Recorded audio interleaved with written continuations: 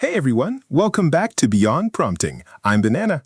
And I'm Orange. Happy Saturday and welcome to our weekly Research Roundup. Today we're digging into one of the most comprehensive mid-year reports we've seen on enterprise AI agents, published by AmpCom, covering real deployment data across a dozen industries. And the headline number is a big one. 54% of enterprises are now running AI agents in production. Let that sink in.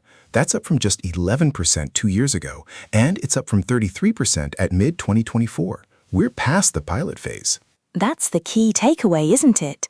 The conversation has shifted from should we deploy AI agents to how do we scale them, and the data backs that up. The average AI budget organizations are projecting for the next 12 months is $207 million, nearly double what it was this time last year. $207 million. That's not experiment money, that's infrastructure money. And 80% of organizations now report measurable economic impact from AI agents. Not vague, we're exploring it. Actual ROI. The report breaks down which industries are leading.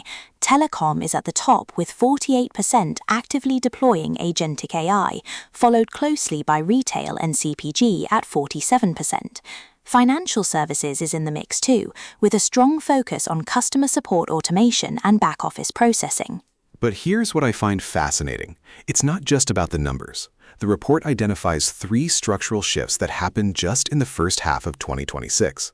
First, the move from single agents to multi-agent systems. Multi-agent architectures, where you have a manager agent orchestrating specialist agents, grew by 327% in less than 4 months. 327%. That's not incremental. That's a fundamental re-architecture of how enterprises think about automation. And it makes sense. A single agent handling one workflow is powerful, but a system of agents collaborating across research, execution, and review is a completely different capability. Second shift, governance is no longer an afterthought. Organizations that launched pilots in 2025 without robust audit trails and permission frameworks are now spending significant money rebuilding those foundations. The enterprises scaling fastest in H1 2026 built governance infrastructure before they scale agent autonomy. That's a critical lesson. Governance isn't the opposite of speed. It's what makes scale possible. The report talks about autonomy tiers, exception routing, and continuous output monitoring as the 3 pillars of production-grade governance, and the compliance baseline for most large enterprises now includes SOC 2 Type 2, GDPR, HIPAA, and ISO 27001. That's a high bar. Third shift, integration depth has become the primary differentiator. Early generations of enterprise AI sat on top of data exports and static documents. The leading deployments in 2026 operate with live, bidirectional access to ERP, CRM, HRIS, ticketing, and operational systems. 46% of organizations say integration with existing systems is their #1 deployment challenge. And this is where the real competitive separation happens. The platforms that solve the integration problem, not just connecting to systems, but reasoning across them with relational intelligence, are pulling away from those that don't. The report mentions that Assistance.ai connects to 300+ enterprise systems, but the key insight is depth over breadth. Going deep on a small number of systems is more valuable than surface-level access to many. Let's talk about what's actually working. The report provides real deployment examples. In finance and accounts payable, AI agents are automating the entire procure-to-pay cycle: purchase order matching, invoice validation, 3-way matching, and exception routing. One global logistics organization eliminated manual data entry for standard invoices entirely. In supply chain and logistics, one deployment at a global ports operator built a complete agentic layer for terminal and rail management, digitizing yard operations, building rail scheduling workflows, and providing executive dashboards with real-time alerts. The outcome was higher predictability of throughput and significantly reduced manual coordination.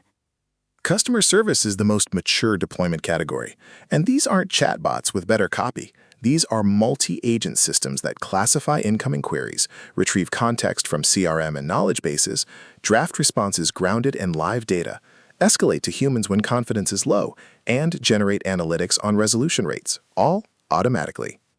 The consistent outcomes across customer service deployments include reduction in average handle time, increase in first contact resolution rates, 24/7 availability, and significant improvement in consistency.